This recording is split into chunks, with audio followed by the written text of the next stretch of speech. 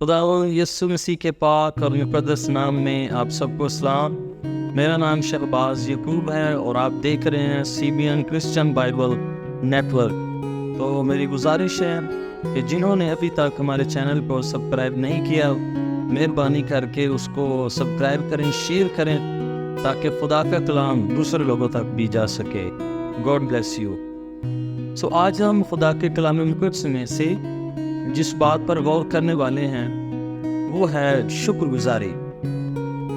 افسیوں کے نام پولس رسول کا خط اس کا 5واں باب اور اس کی 4 آیت یوں لکھا ہے، اور نہ بے شرمی اور بےہودہ گوئی اور ٹھٹھا بازی کا، کیونکہ یہ لائق نہیں، بلکہ برعکس اس کے شکر گزاری ہو۔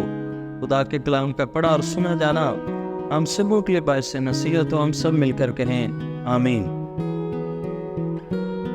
افسس جو شہر ہے ایک بڑا ہی ممتاز شہر تھا روم کا، اور اس شہر میں دولت، ثقافت اور ایک ارتمس دیوی کا مندر تھا، جس کی وجہ سے یہ شہر بہت زیادہ مشہور تھا۔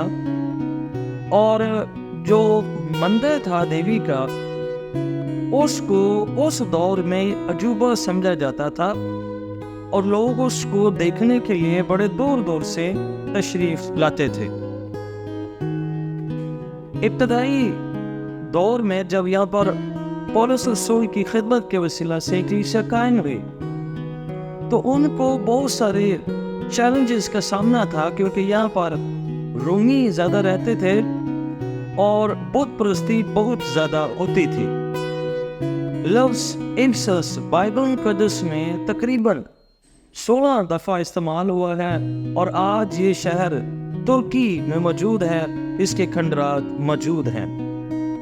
اس شہر میں ایک بہت بڑی لائبریری تھی، جس میں بہت ساری کتابیں موجود تھیں، جن میں زیادہ تر تاریخ کی اور اس کے علاوہ جادوگری کی کتابیں موجود تھیں۔ افسس ہی وہ شہر ہے جس میں مقدسہ مریم جو خداوند یسوع مسیح کی والدہ محترمہ ہے، اس شہر میں آخری ایام میں رہی۔ اور اس شہر میں ایک گراؤنڈ بھی ہے جو بہت بڑا گراؤنڈ ہے، جس میں تقریباً 50,000 تماشائیوں کے لیے بیٹھنے کی گنجائش تھی۔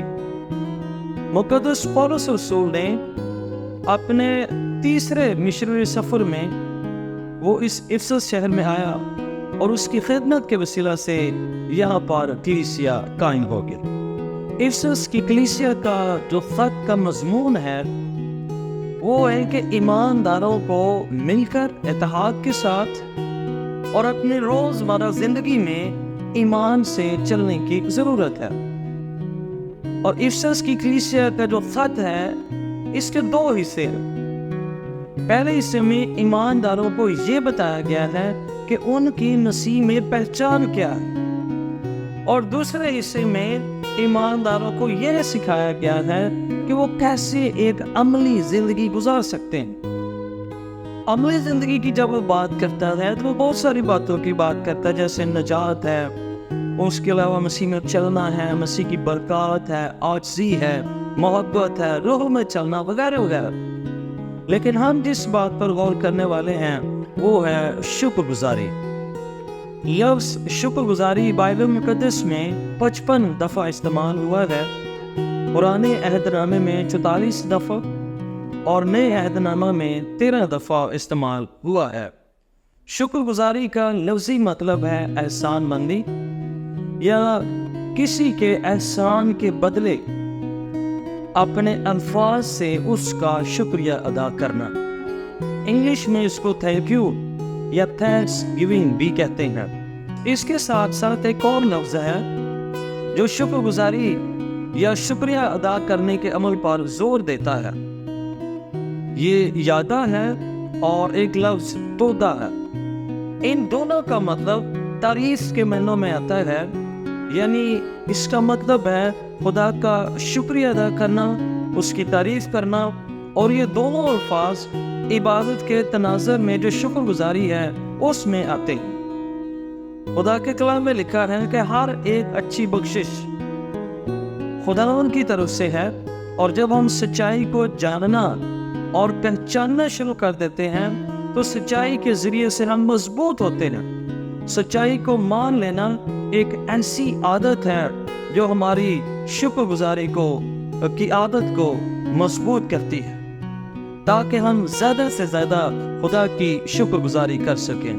پولس رسول افسیوں کی کلیسیا کو 5واں باب یا 4 آیت میں وہ یہ کہتا ہے کہ ہمیں ان باتوں سے جو بے شرمی والی، بےہودہ ہیں، ٹھٹھا بازی والی باتیں ہیں، ہمیں ان سے پرہیز کرنا، اور اس کے برعکس ہمیں شکر گزاری کرنا۔ جو یہ تینوں الفاظ ہیں، اگر ہم ان کو ایک طرز میں رکھیں تو وہ ہے غیر اخلاقی باتیں۔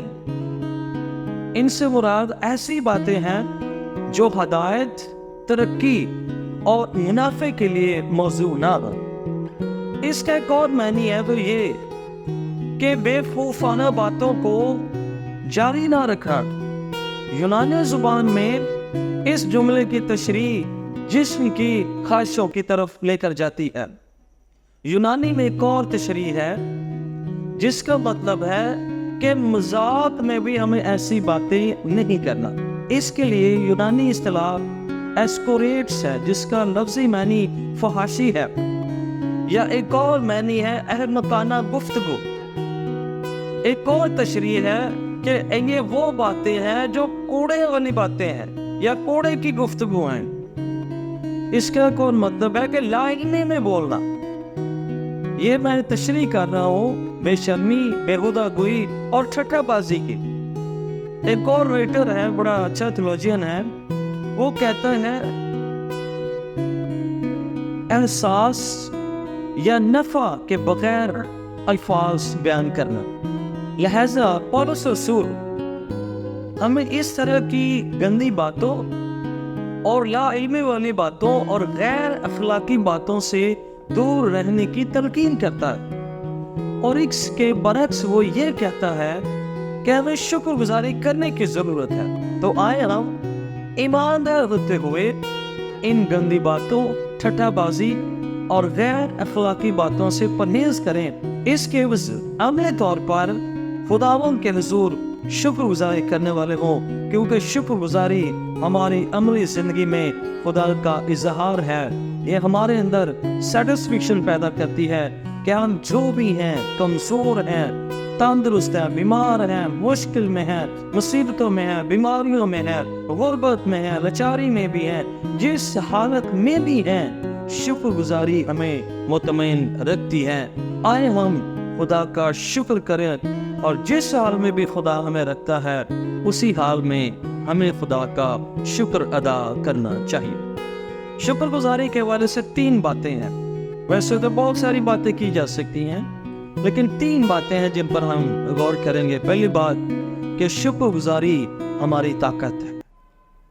Thanks given is our strength۔ ہم مشکل میں ہوں، پریشانیوں میں ہوں، مصیبتوں میں بھی ہوں، جیسے بھی حالات ہوں، ہمیں اس بات کے لیے شکر کرنا چاہیے، اور جب ہم شکر گزاری کریں گے تو میرا ایمان ہے کہ شکر گزاری کے طریقہ سے، ذریعے سے ہمارے اندر ایک طاقت آئے گی۔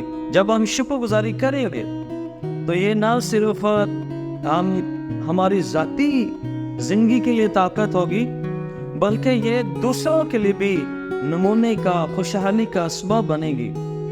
تو شکر گزاری کا دوسرا مطلب ہے شکر کرنا، خوش رہنا۔ خدا جیسے بھی حالات میں رہتا ہے ہم اس میں خوش ہیں، اس کا مطلب شکر گزاری ہے۔ حبقوق کی کتاب میں لکھا ہے انجیر کا درخت ہو، اس میں پھل نہ لگے، اور پھر ایسا ہو کہ پیداوار نہ ہو، فصل نہ ہو، معاشی بھی ختم ہو جائے، لیکن خدا کا بندہ کہتا ہے کہ میں ہر حال میں خدا کا شکر کروں گا، ہر حال میں خدا ان کی شکر گزاری کروں گا۔ ایماندار ہوتے ہوئے ہمارے حالات جیسے بھی ہو، ہمارے پاس کچھ ہے نہیں ہے، سب کچھ ختم ہو جائے، ہمیں ہر حالت میں خدا کا شکر کرنا چاہیے، کیونکہ خدا کی شکر گزاری ہماری طاقت ہے۔ دوسرے نمبر پر ہمیں اس وقت شکر گزاری کرنی چاہیے جب بالکل اچھا چل رہا ہو۔ کئی دفعہ ہم سوچتے ہیں کہ ان برے حالتوں میں شکر گزاری کرنی چاہیے، لیکن جب ہمارے پاس جاب ہو، ڈیوٹی ہو، اچھا کام ہو، اچھا پیشہ ہو، اس وقت بھی ہمیں خدا کا شکر ادا کرنے کی ضرورت ہے۔ ایسا نہیں کہ جب ہم مشکل میں ہو، پریشانی اور دکھ میں ہو تو اس وقت ہی شکر ادا کرنا چاہیے، ہمیں ہر حالت میں خدا کا شکریہ ادا کرنے کی ضرورت ہے۔ تیسرے نمبر پر جب ہمارے حالات برے ہوں تب ہم خدا کی شکر گزاری کریں، جب ہم پریشان ہوں، مشکل میں ہوں، ہم شکر گزاری کریں، اور ہم ان مصیبتوں میں، مشکلاتوں میں، پریشانیوں میں، حالات جیسے بھی ہماری مرضی کے مطابق نہ ہو، ہمارے خلاف ہو، ہمیں خداوند کا شکریہ ادا کرنا ہے، اور ان مشکلاتوں میں ہمیشہ کامل کرنے والے خداوند یسوع مسیح کو تکتے رہنے کی ضرورت ہے۔ جیسے کہ پطرس رسول جب خداوند یسوع مسیح نے کو کہا کہ تم جاؤ، میں بعد میں آ جاؤں گا، جب وہ جھیل میں جا رہے تھے کشتی میں بیٹھ کے، تو خداوند یسوع مسیح پانی پر چل کر ان کے پاس آئے، تو پطرس رسول جذباتی ہو کر اس نے کہا کہ کیا میں بھی تیری طرف آؤں؟ تو یسوع مسیح نے کہا آ۔ تو جب وہ آ رہا تھا تو وہ بھی پانی پر چل کر یسوع کی طرف جا رہا تھا، تو جب وہ یسوع کو دیکھ رہا تھا، اس کی طرف جا رہا تھا، تو وہ بالکل پانی پر چل رہا تھا، لیکن جب اس نے پانی پر نگاہ کی، نیچے نگاہ کی کہ میں پانی پر نگاہ چل رہا ہوں، میں پانی پر چل رہا ہوں، تو وہ ڈوبنے لگا، لیکن یسوع نے اپنا بازو پکڑ کر اس کو بچا لیا۔ اگر ہم کامل کرنے والے یسوع کو تکتے رہیں گے تو مصیبتوں میں، مشکلاتوں میں جب ہم ڈوب رہے ہوں گے تو یسوع ہمیں بچائے گا۔